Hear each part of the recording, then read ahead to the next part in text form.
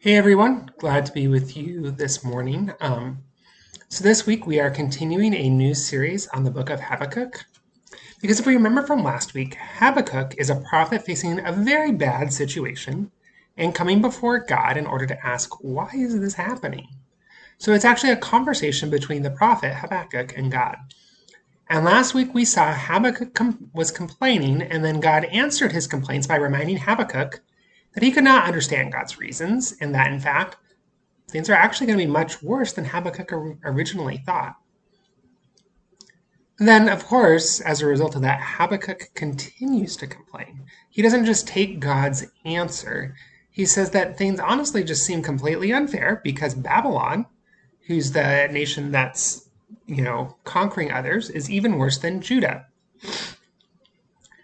So let's see how God responds to that. But first, we're going to actually go back and read Habakkuk's second complaint and then go into God's response. And as a side note, in Habakkuk, the group of people that we usually think of as the Babylonians were called the Chaldeans because that was the group of the rulers of Babylon. So don't let that throw you off that it's called Chaldeans. All right, so rereading Habakkuk's complaint. Habakkuk says, "Are you not from everlasting, O Lord my God, my Holy One? We shall not die. O Lord, you have ordained them as a judgment, and you, O Rock, have established them for reproof.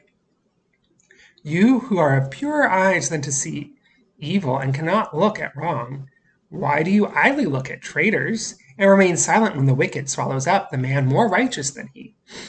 You make mankind like the fish of the sea, like crawling things that have no ruler.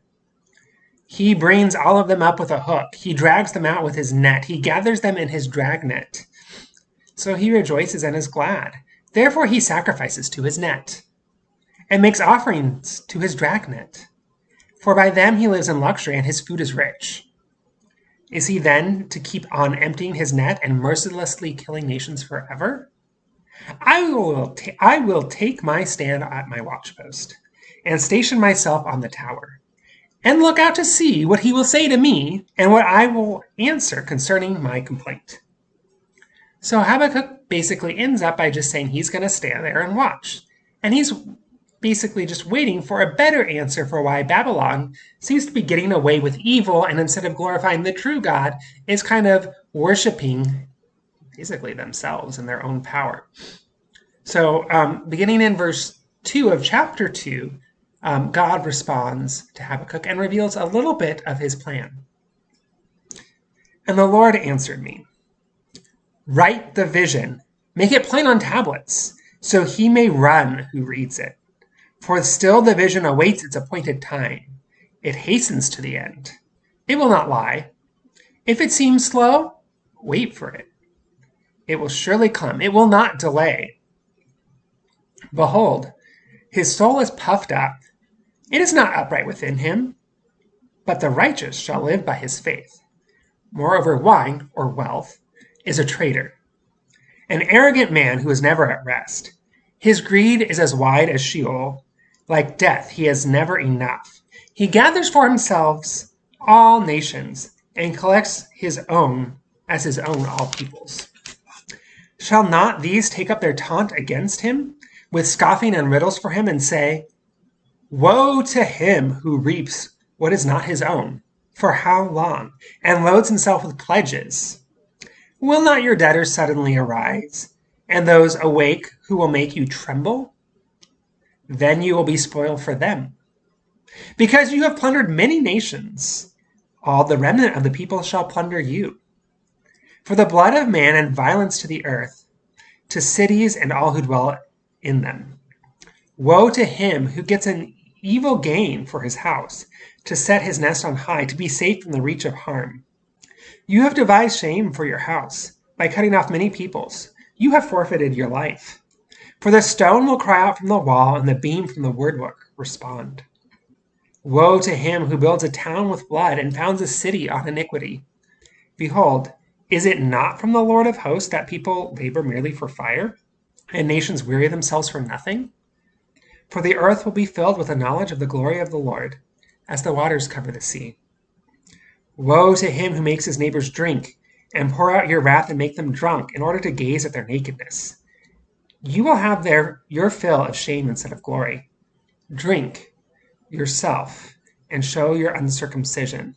The cup in the Lord's right hand will come around to you, and utter shame will come upon your glory.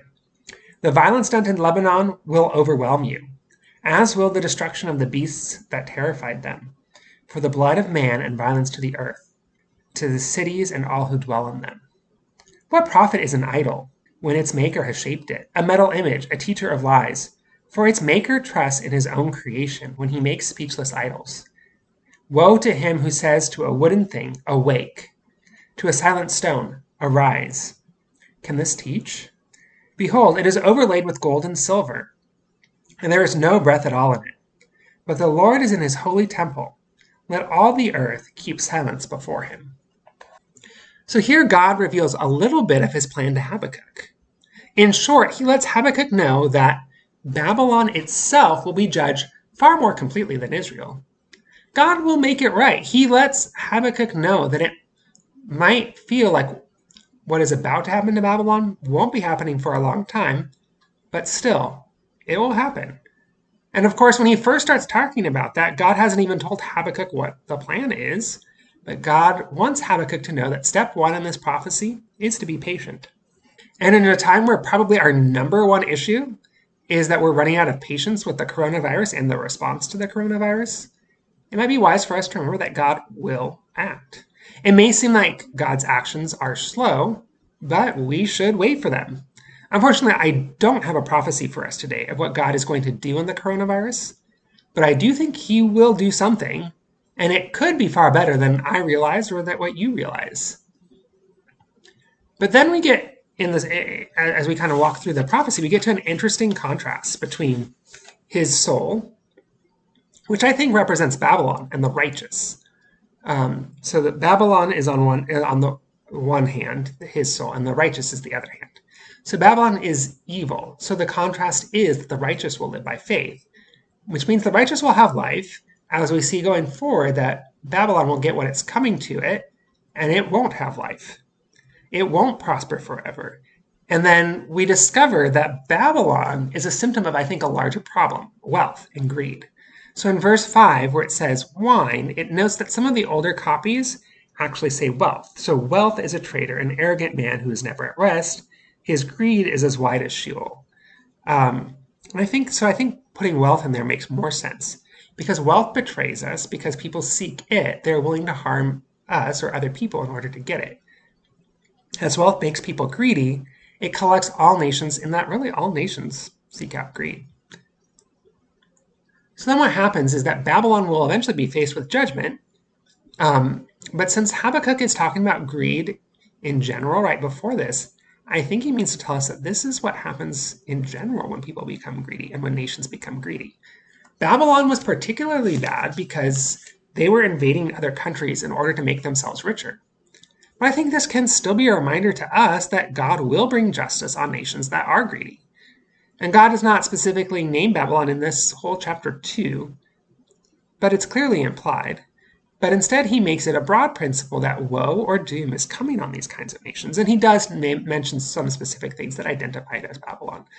But I think God shows that if a country oppresses others, then eventually the oppressed will rebel and they will overthrow the corrupt leadership.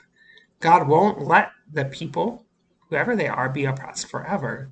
God will make it so that they can escape from their rulers. And God will be the one who makes it so that Babylon eventually falls. But the righteous, whether in Judah or even we could say today, they will live by their faith. Their faith will continue to support them throughout everything. And God says that the failure of Babylon, though, will make it so that the whole earth will be filled with a knowledge of the glory of the Lord as the waters cover the sea. So we see that as that happens, God will somehow be glorified as he brings judgment to this corrupt and greedy nation. And then God gets more specific and says that Babylon will be repaid for the violence it has done to nations like Lebanon, which it had already conquered probably at this point that Habakkuk is writing. We don't know exactly when Habakkuk writes, but we can assume that Lebanon's been conquered already. And then God also reminds that Babylon, that its idols won't save it because they're not real. So that means that they need to keep silent before the true God. So anyway, that's a lot of there in that recap of what's going on here. But let's try and relate it to today. So number one thing that we can relate to is that we need to be patient because God is at work. We know that this is going to be a long, boring, and frankly, a bad time, right? We all want it to be over and to get on with whatever God has next in plan for us, right? His next plan. And I'm excited for what comes next too. Honestly, a lot more excited than I am about spending the next few weeks or months or whatever at home. I mean, I was kind of looking forward to being at home right after my baby is born, but honestly, that could be the time that we get to go out and go places again, and I might be ready to do that then. Who knows? Though we have to remember that regardless, we don't really know for sure what God is going to be doing after this season, right? He might have any of a large number of things planned for us. New problems could arise and they could be even worse or longer lasting. We just don't know. But we do know that whatever happens, God is allowing it for a reason. And if we are patient long enough, we can see God at work, that his overall plan is still good. And honestly, if we're part of the righteous, we will live by faith. So we won't have to fear about the destruction of things on this earth. And we can also see, this is a second thing, that how this virus is a challenge to one of, I think, the biggest sins in America and also the world, greed. Right, greed is a pretty big American problem where people just want more and more things. And greed is what leads nations to bring about their own destructions, like Babylon. So, one potential positive from this virus is that people may, for at least a short time, but hopefully longer, put their greed on hold. Right, with the economy basically stopped, there isn't the normal emphasis on just getting more and more things. Instead, we just want to be with people and be healthy. We want relationships. We don't want things. And that's truer now than ever before. If this coronavirus didn't happen, greed could have just continued to grow, and it still may. But I think that greed still remains actually a bigger threat to America than COVID does, because greed damages our souls where COVID can only damage our bodies. And because, as you might remember, God tells Habakkuk that the righteous will live by faith, not the economy. We will get through this if we're able to keep our faith strong in Jesus, because we'll have a way of life that can keep us reasonably content, right? We don't need all the things out there because we have Jesus, and that is good enough. And I want you to know that there are actually, to me, some signs of hope with regards to greed dropping. So just as a small example of that, when people were surveyed to see what kind of establishment people would most like to see opened in America, the number one answer was churches or religious establishments, ahead of things like restaurants, schools, sports, right? Things that maybe promote the economy. People actually want to be in church instead. It gets a larger share of the vote in that poll than most people would actually even say attend church on a weekly basis, which means that it might actually lead to more people coming to church when this is all over because they all want the churches to be open, or more of them want the churches to be open than actually used to go. So that's pretty cool. Also, another thing is, prayer has increased, even among people who don't go to church or really do much to practice their religion at all normally. So we can see that even in the midst of something like a time of judgment, the knowledge of God is actually increasing, like in Habakkuk. What happens with the judgment of Babylon could also be happening right now with the coronavirus situation, where the knowledge of God will cover the earth like the waters over the sea. God could be using it to get the attention of us once again, to get us to stop pursuing greed or our idols of materialistic success. All of that, I think, is fading away and revealed to just not be the most important thing right now. And sure, we do all want the economy to come back and for people to get jobs again, but this crisis is revealing that there is a huge need just to be with other people and to connect with God, because those desires stand up in a time of pandemic. People still want that. And those things only just get more important right now. So I think that as we read this section of Habakkuk, we see that God is willing to give a little more of an answer to Habakkuk about his plans. He tells Habakkuk that no, he won't unjustly allow Babylon to keep on expanding and oppressing people forever. He will make them pay, And it will be worse for them than it is for even the Jews, right in Habakkuk's situation. And so if we do things like worry that America is getting unfairly the worst out of this disease, we honestly don't need to, because God will bring justice and will repay nations for their sins too. It's honestly not our job to figure out which ones and for which reasons, so I'm not going to speculate. But because God has to reveal to us for us to really feel like we know for sure what he's doing or how he's acting. And then he also tells Habakkuk that the way forward is to keep the faith, right? That provides life that can be sustaining in the midst of a crisis like this. It's good enough in a time like this just to stay strong and to stay close to God, because that will be fulfilling for us, unlike greed, which is the reason for Babylon's coming crisis in the prophecy. And I think that even in our own crisis, we're honestly probably supposed to learn to let go of greed and to get rid of that or money as an idol. So this week, I would encourage you, in addition to asking God questions, just spend some time telling God that you trust that he's working to make his name known and that he's working to change the hearts of people in the quarantine. And then ask him how he might want to change your own heart.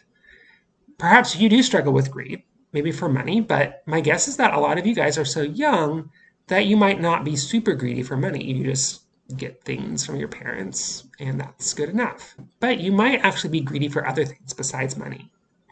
So you might be greedy for other people to like you, or maybe even specifically likes in social media, or to be the best athlete or the best singer or the best student, whatever it is. But you might be putting your success on too high a level of importance with those things, above the good of other people and above your relationship with God. Since most of those other things are basically on timeout right now, this is a great chance to reassess your life and make God your number one. So in summary of what we should be doing is, the first thing we have to do is trust that God will in fact make it right in the end. 2, just keep up that faith in Jesus. And then number 3, work against greed in any form that you see it coming up in. And so now we're actually going to go over to our discussion, which you can see a link to navigate to the discussions below. And we'll be talking about these questions. So number 1 is, what does Habakkuk say will happen to the Babylonians? Number 2, why are the Babylonians going to be judged?